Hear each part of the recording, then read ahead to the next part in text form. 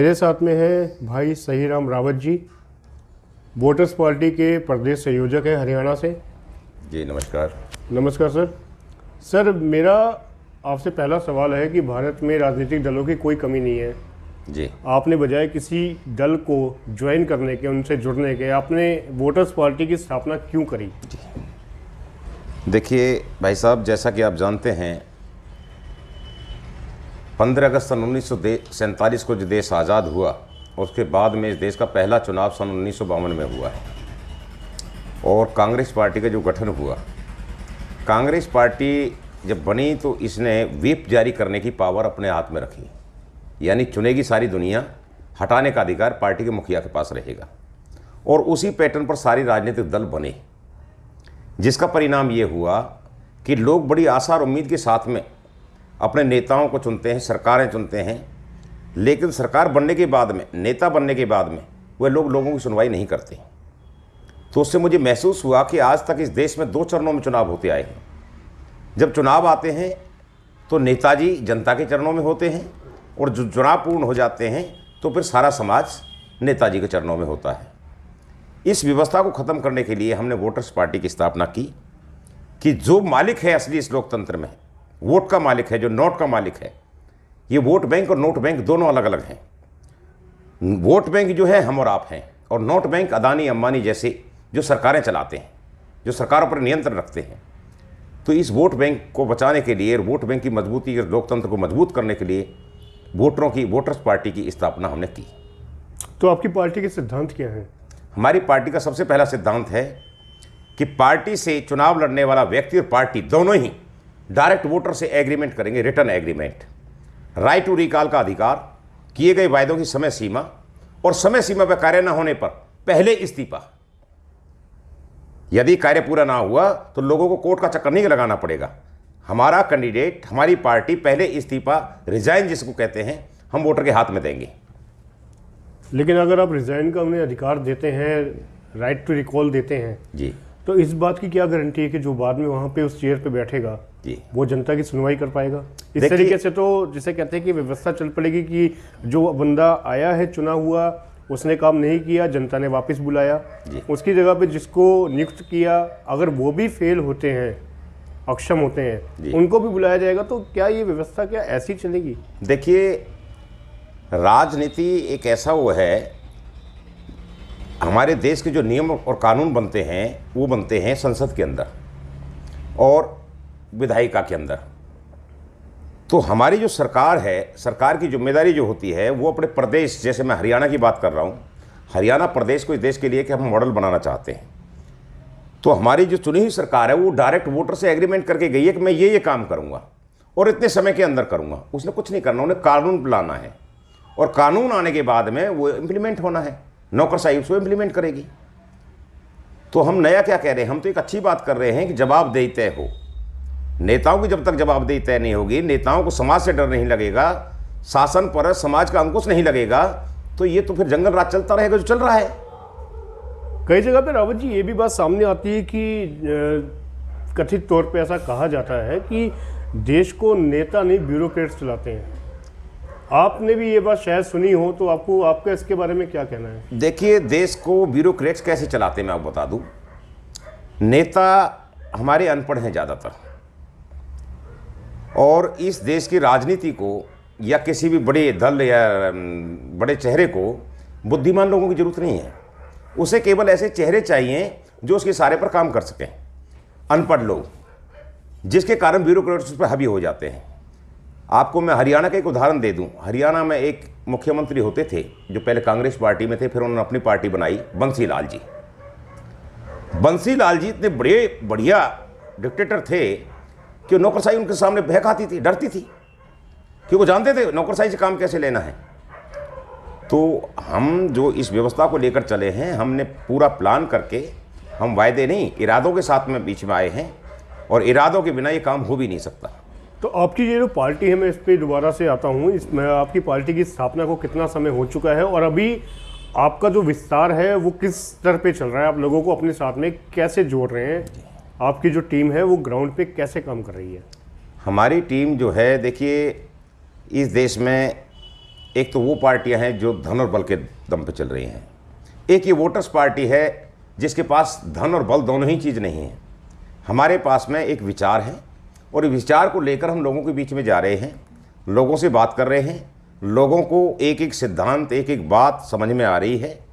क्योंकि अब तक जो राजनीति हुई है वो केवल हवा में बातें हुई हैं, ज़मीनी स्तर पर कोई काम नहीं हुआ। वायदे किए, वायदे से मुकर गए, सरकार बना ली, फिर पीछे हट गए। आपने बात की धन की जी, कि धन बल का प्रयोग होता है, चलिए वो भी एक अलग विषय है, उस पर कभी बैठ के बाद में बात करेंगे। लेकिन मैं जो बात कहनी चाहता हूँ, मेरा सवाल ये है कि जहाँ तक बात आती है धन की, तो हर एक संस्था को, पार्टी को या किसी भी कंपनी को, मैं कई उदाहरण है हमारे सामने जी, कि हमें घर भी चलाने के लिए धन की तो ज़रूरत पड़ती ही है, तो धन का तो इस्तेमाल होता ही है ना, आप उसको नकार कैसे सकते हैं? देखिए, आटे में नमक के बराबर अगर आप धन का इस्तेमाल करते हैं तो स्वाद बना रहेगा, और इससे अत्यधिक धन के बल पर आप कार्य करेंगे तो निश्चित तौर पर लूट और डकैती का ही काम होगा। जो झूठ फूट लूट की राजनीति चली आ रही है ये पनपती रहेगी। क्योंकि आज अगर मैं धन खर्च करके इस व्यवस्था में आता हूँ तो मैं सबसे पहले अपना धन एकत्रित करूँगा जो मैंने बर्बाद किया है। इसलिए हम इस राजनीति को बदल, लेकिन इसको बर्बाद तो नहीं कहते, इसको कई लोग कहते हैं कि ऐसे कि हमने इन्वेस्ट किया। हाँ, आज की व्यवस्था में तो यही है, पैसा, पैसे से राजनीति, राजनीति से फिर पैसा। लेकिन इस व्यवस्था को बदलने के लिए हमने एक सिस्टम तैयार किया है कि एग्रीमेंट। हम जब लोगों के पास जाते हैं तो उनसे कहते हैं अगर आप मालिक बनना चाहते हो तो इस एग्रीमेंट का खर्चा आप उठाओगे। क्योंकि हम जब कभी भी कोई जोखिम भरा काम करते हैं तो विश्वास नहीं करते, एक एग्रीमेंट कराते हैं कोर्ट के अंदर जाकर के, और जो ज़मीन खरीदता है या किसी भी फैक्ट्री खरीदता है, कोई उद्योग खरीदता है, वो उस एग्रीमेंट का खर्चा उठाता है। आज लोगों की मालिक बनने का अधिकार की बात है तो लोग इस एग्रीमेंट का खर्चा दे रहे हैं, और यही पैसा इन लोगों को ही काम आएगा। इनकी सरकार बनेगी और इनकी सरकार बनने के बाद में इन्हीं लोगों की अपनी सरकार इस प्रदेश के लिए कार्य करेगी, वो कार्य करेगी जो लोग चाहते हैं। जी, मैं अधिकारों की बात आपने करी, मैं अधिकारों की बात पे आता हूँ। मैंने कहीं पे एक पेपर जो है आपकी पार्टी का, मैंने वो देखा था जी, और उसके ऊपर मैं जब उसे पढ़ रहा था तो उसके अंदर कुछ चीज़ें जो है वो मेरे माइंड के अंदर जो है सवाल बन के उभरी जी, जिनमें से मैं दो एक के ऊपर आपसे मैं बात करनी चाहूँगा जी, कि उसके अंदर एक बात ये आती है कि मतदान वाले दिन, यानी कि जिस दिन किसी वोटर ने वोट कर दिया है उसके 60 दिन के अंदर आप एक कानून बनाएंगे अगर आप आते हैं सत्ता में तो जी, और आप एक रिवार्ड राशि देंगे उस वोटर को। जी, तो ये रिवार्ड राशि जो अभी आप तय करेंगे, जो वो आपकी मर्जी है, जो भी आप तय करेंगे, लेकिन किस वोटर ने आपको वोट किया, पहले तो वो डाटा आप कहाँ से लेंगे? जी। दूसरी बात, ये जो रिवार्ड राशि आप 60 दिन के अंदर कानून बना के देने की बात करते हैं जी, ये क्या है, इसके बारे में कुछ बताएं आप। जी, मैं इसको ज़रूर बताना चाहूँगा। देखिए, हमारी इस राजनीति में 1952 से 1965 तक किसी राजनेता को 1 रुपया वेतन, भत्ता या पेंशन जैसे का कोई कानून नहीं था। इन लोगों ने देश के लिए कार्य करने की बजाय अपने लिए कार्य किया और उसके बाद में अपने लिए वेतन, भत्ते और पेंशन बनाए, और आज उसका परिणाम ये है। मैं हरियाणा की बात करूं, एक विधायक को चुन लीजिए आप, एक विधायक ऑन एवरेज 10,000 रुपये प्रतिदिन लेता है ऑन रिकॉर्ड, यानी महीने में लगभग 3 लाख रुपया। लेकिन जो लोकतंत्र में मालिक है, जिसकी वोट से वो बना, उस मालिक को सम्मान देने की बात आज तक किसी ने नहीं सोची। इसलिए हमने पहला वायदा किया है कि हम वोटर को भी एक सम्मान देंगे। दूसरी बात आपने कही कि आप ये पहचान कैसे करोगे, ये वायदा हम उससे नहीं कर रहे जो हमें वोट देगा, ये वायदा हर वोटर से हम कर रहे हैं जो अपनी वोट का प्रयोग करेगा।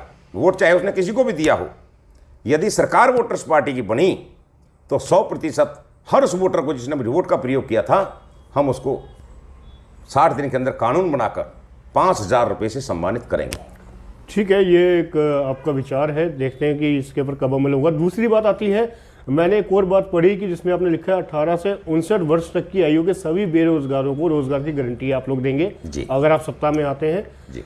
और किसी भी वजह से अगर ये जो उम्र का जो दायरा उसमें लिखा गया है, उस दायरे के व्यक्ति को अगर वो बेरोजगार है तो उसको महीने में 7 दिन तक उतना पैसा दिया जाएगा जितना पैसा सरकार जुर्म करने वाले के ऊपर खर्च करती है। मतलब अगर किसी जुर्म के अंतर्गत किसी को गिरफ्तार किया गया है, अब उस पर जुर्म साबित हो ना हो वो एक अलग बात है, जी। उसको गिरफ्तार किया, वो जेल में है और वो वहाँ पे उसको बेसिक जो ज़रूरत है छत के नीचे है, मतलब मकान है, रोटी उसको दी जाएगी ताकि वो जीवित रह सके, कपड़े भी दिए जाएंगे उसको, जो भी वहाँ का ड्रेस कोड होता है। जी। तो आप जो है बेरोजगार जो हैं उनको एक तरह से लत नहीं लगा देंगे कि उनको बैठे बैठे ये पैसा मिल जाए? जी, बहुत अच्छा सवाल किया आपने। देखिए, वर्तमान में हमारी सरकार क्या कर रही है कि जो कमाकर खाना चाहता है, काम करके खाना चाहता है, उसके लिए सरकार के पास रोजगार नहीं है। और यदि वो टायर में पंचर लगाकर भी अपना जीवन यापन करता है तो सरकार उससे टैक्स लेती है। बदले में ना उसे सुरक्षा मिल रही है, ना उसे सम्मान मिल रहा है। लेकिन जो बैंक लूटता है, डकैती मारता है, हत्या करता है, वर्तमान सरकार के नियम और कानून देखिए कि उन चोर लुटेरों का खर्चा उठाने के लिए सरकार तैयार है और उठा रही है, लेकिन जो कमाकर खाना चाहता है उसका खर्चा नहीं उठाना चाहती। देखिए सर, ये तो एक व्यवस्था है ना कि भाई अगर किसी को गिरफ्तार किया जाएगा तो उसको तो जेल में रखा जाएगा और फिर जो उसकी बेसिक है उसको ध्यान भी रखा जाता है। वो एक प्रक्रिया है। तो हमने ये बात इसलिए कही है, मैं आपको बता दूं जी, कि देखिए, व्यक्ति जन्म लेने के बाद में स्वयं अपना मालिक है। व्यक्ति 18 से 59 वर्ष की जो हमने समय सीमा रखी है वो इसलिए रखी है, और इतना पैसा हमने इसलिए कहा है, एक तो इनको हम मुफ्त में पैसा नहीं देंगे, हम 18 से 59 वर्ष की आयु के जितने लोग हैं इनको योग्यता के आधार पर कार्य भी देंगे। महीने में 7 दिन इनकी योग्यता के आधार पर काम लिया जाएगा। मतलब आप उनको आत्मनिर्भर जो है उस तरफ लेके जाएंगे, आत्मनिर्भरता की ओर। जी, महीने में कम से कम 7 दिन इनसे काम लिया जाएगा योग्यता के आधार पे। इससे 2 फायदे होंगे। एक तो जो जुर्म करने वाला बच्चा है उसको माँ बाप पाठ पढ़ाएंगे, देख बेटे तेरे नाम के 12,000 रुपये आते हैं केवल 7 दिन काम करने से। अगर तूने जुर्म कर दिया और तू जेल चला गया तो बेटे उल्टे 12,000 खत्म हो जाएंगे, उल्टे देने पड़ेंगे हमें। ये जेलें रात ब रात में खाली हो जाएंगी और लोग जुर्म करने से डरेंगे। लोगों की प्रवृत्ति जुर्म करने की है नहीं, व्यवस्था करा रही है, मजबूरी करा रही है, हालात करा रहे हैं। बात ठीक है आपकी जी।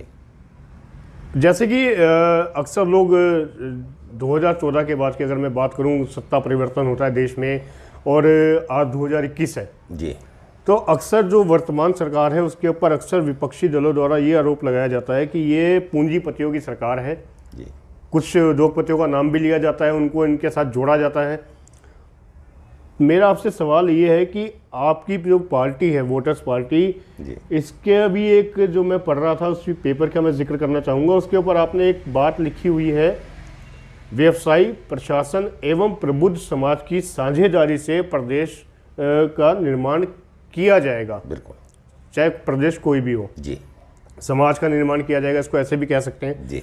तो अगर आप व्यवसायियों की सहायता लेते हैं जी, उनको अपने साथ जोड़ते हैं जी, तो उनकी सहायता तो नेचुरल सी बात है कि वो कैसे करेंगे, वो भी लोगों को रोजगार देते हैं अपनी कंपनियों में, बिल्कुल, अपने व्यवसायों में जी, उनके जरिए भी कई लोगों के घर चलते हैं, इसको कोई नकार नहीं सकता। जी।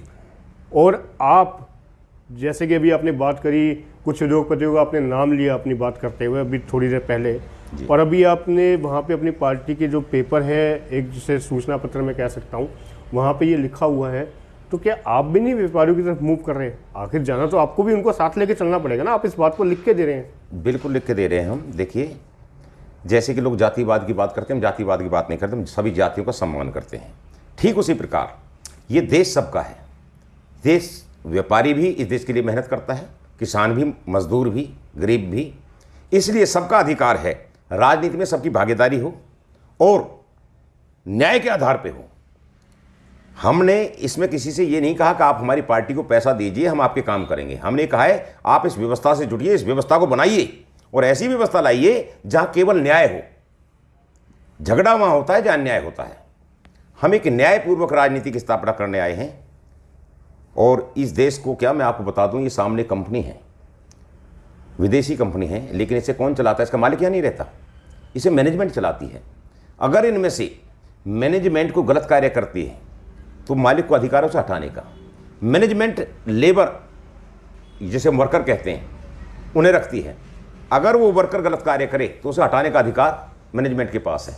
लेकिन अगर वो चोरी जारी कर ले तो 100% उस मैनेजमेंट को या मालिक को यह अधिकार है उसके खिलाफ मुकदमा दर्ज कराकर उसे जेल में डलवा सकते हैं। तो ये वोटर्स पार्टी के जो सिद्धांत बनाए हैं, इस वोटर्स पार्टी में जो कार्य करेगा वो रहेगा, जो नहीं कार्य करेगा वो हटा दिया जाएगा, और जो चोरी करेगा उसे सीधा जेल में डलवाने का अधिकार वोटर के हाथ में रहेगा। ठीक है, अच्छी बात है रावत जी। मेरा आपसे, क्योंकि समय की कमी है, तो मैं आपसे जल्दी ही एक दो सवाल और करना चाहूँगा। जी जरूर। कि जैसे कि अब आपकी पार्टी अभी नई पार्टी है जी। तो लोगों तक आपकी बात पहुँचे, ज़मीनी स्तर पे आपकी टीम ऐसा क्या कार्य कर रही है, लोगों को अपने साथ में कैसे कनेक्ट आप कर पा रहे हैं? देखिए, इस दुनिया में 4 स्तंभ बताए हैं और चारों स्तंभ में जिनकी बात करूं, पहला स्तंभ विधायी का है, जो देश के लिए नियम और कानून बनाता है। वह भी अर्थ पर टिका हुआ, उसका चपरासी से लेकर प्रधानमंत्री, राष्ट्रपति तक सारे अर्थ पर टिके हैं। जब सरकार के खजाने से मोटी मोटी सुविधाएं, लाभ नहीं मिलेंगे, वो कोई कानून नहीं बनाते। दूसरा, उनको लागू करने वाली ब्यूरोक्रेट्स, उसका भी चपरासी से IAS, IPS तक कोई व्यक्ति ऐसा नहीं जो सरकार खजाने से लाभ ना लेता हो। तीसरा, न्यायालय का भी चपरासी से लेकर चीफ जस्टिस तक अर्थ पर टिका हुआ है। और जहाँ तक मैं बात करूँ आपकी मीडिया की, आपकी प्राइवेट मीडिया हो या सरकारी हो, उन्हें भी अपने संस्थानों से या उस व्यवस्था से पैसा नहीं मिलेगा, वो चल नहीं पाएंगी। इसलिए वोटर्स पार्टी भी इस व्यवस्था को लेकर जो चल रही है, क्योंकि ये लड़ाई वोटरों की है, वोटरों के अधिकारों की है, हम इस व्यवस्था को उस प्रकार से लेकर चल रहे हैं। अर्थ रहेगा, लोगों की भागीदारी रहेगी, हिस्सेदारी रहेगी, जिम्मेदारी रहेगी, लेकिन इसमें बेईमानी बिल्कुल नहीं हो पाएगी। जिस प्रकार लोग कहते हैं कि लोग बदल नहीं सकते, मैं उनको एक उदाहरण देता हूँ। एक भारतीय रेल चलती है, हमारी शटल चलता है मथुरा से, उसमें लोग बिना टिकट के यात्रा करते हैं, बहुत सारे लोग, आप भी मानते होंगे। बीड़ी सिगरेट शराब भी पीते हैं और हत्या तक कर चुके हैं, मर्डर भी कर चुके हैं। लेकिन वही लोग जब फरीदाबाद पहुंचकर मेट्रो में सफ़र करते हैं, लोग वही होते हैं, 100% टिकट लेते हैं, चाकू छुरी नहीं ले जा पाते, बीड़ी सिगरेट जेब में होती है, लेकिन अंदर इस्तेमाल नहीं कर सकते। क्या हुआ? सिस्टम ऑफ एडमिनिस्ट्रेशन, यानी कि मेट्रो में आपको सिस्टम मजबूत मिला, आप लोगों ने बुराई छोड़ दी। इसलिए व्यक्ति दोषी नहीं है, व्यवस्था दोषी है। हम इस व्यवस्था को बदलने के लिए एक नई राजनीति लेकर आए हैं, जिसका नाम है वोटर्स पार्टी, वोटरों की पार्टी। ये पार्टी किसी भी पार्टी से गठबंधन नहीं करेगी। इस पार्टी का एक ही उद्देश्य है, इस लोकतंत्र को मजबूत करना और हरियाणा प्रदेश को इस देश के लिए एक ऐसा मॉडल बनाना जहाँ से लोग सोचेंगे और ये कहेंगे कि हरियाणा में कोई चीज़ जन्म ली थी। एक ऐसी राजनीति आई हरियाणा से जिसने पूरे देश का माहौल बदल दिया। और उदाहरण के लिए मैं आपको बता देना चाहता हूँ, चौधरी देवीलाल ने बुढ़ापा पेंशन का कानून यहाँ से बनाया था, जो आज पूरे भारत में मिल रहा है। उसका जनक हरियाणा है। बेकारी भत्ता हरियाणा से बना था, जो आज पूरे भारत में मिल रहा है। और एक वोटर के सम्मान की बात भी आज हरियाणा से शुरू हो रही है। और ये सम्मान जिस दिन वोटर को मिलेगा, 100% मतदान भी होगा। मैं आपसे एक बात और कहना चाहूँगा सर, आपने हरियाणा की बात करी कि हरियाणा से बदलाव की बयार निकलती रहती है, इतिहास इस बात का गवाह है जी। और इतिहास इस बात का भी गवाह है कि हरियाणा के रहने वाले एक व्यक्ति ने दिल्ली में एक आंदोलन को एक राजनीतिक पार्टी में बदला जी। जो बात आपने करी वो उन्होंने भी करी थी कि हम किसी का समर्थन नहीं करेंगे जी, हम बदलाव की राजनीति लेके आएंगे। किंतु आज आप देखिए, मेरा इशारा आप समझ गए होंगे कि मैं किन की बात कर रहा हूँ। बिल्कुल समझ। आज आप देखिए कि जो बदलाव लाने की बात करने वाले थे वो खुद ही बदल गए हैं। उसका कारण है, देखिए, उन्होंने एक चेहरे को इस्तेमाल किया जो बेचारा एक फौजी था, बड़ा सज्जन था, ईमानदार था। उस व्यक्ति को भी नहीं पता था कि उसे इस्तेमाल किया जाएगा।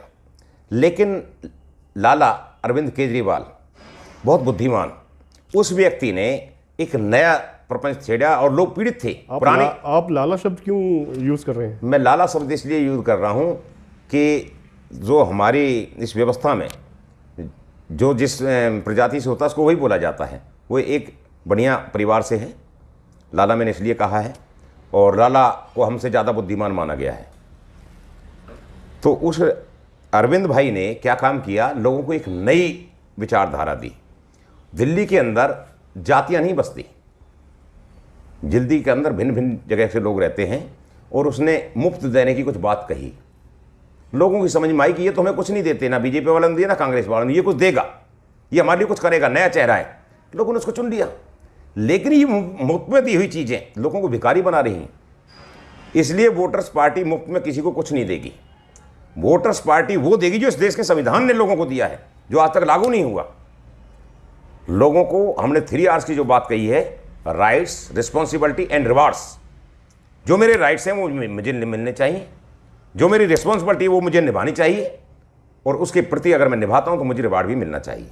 बिल्कुल ठीक है सर, उम्मीद करते हैं कि जनता जो है वो आपकी इन बातों को सुनेगी और अपना फैसला वो तय करेंगे जब उनको तय करना होगा। बिल्कुल बिल्कुल। फिलहाल विजन ऑफ हरियाणा से बात करने के लिए आपका धन्यवाद। मैं भी आपके विजन ऑफ हरियाणा का बहुत बहुत आभार व्यक्त करता हूं, क्योंकि आपके माध्यम से ही ये देश दुनिया में बात जाती है। आप चौथी दुनिया के स्तंभ हैं। हम लोग मेहनत कर रहे हैं, लेकिन जिस बात को आप मिनटों में पहुंचा दोगे, हमें उस बात को पहुंचाने के लिए साल लग जाते हैं। इसलिए आपका भी आभार व्यक्त करता हूं। ऐसे देशभक्त चैनल भी आज इस देश में हैं जो छोटी मीडिया के माध्यम से दुनिया में सच्चाई को दिखाने की ताकत रखते हैं। जय हिंद, जय भारत।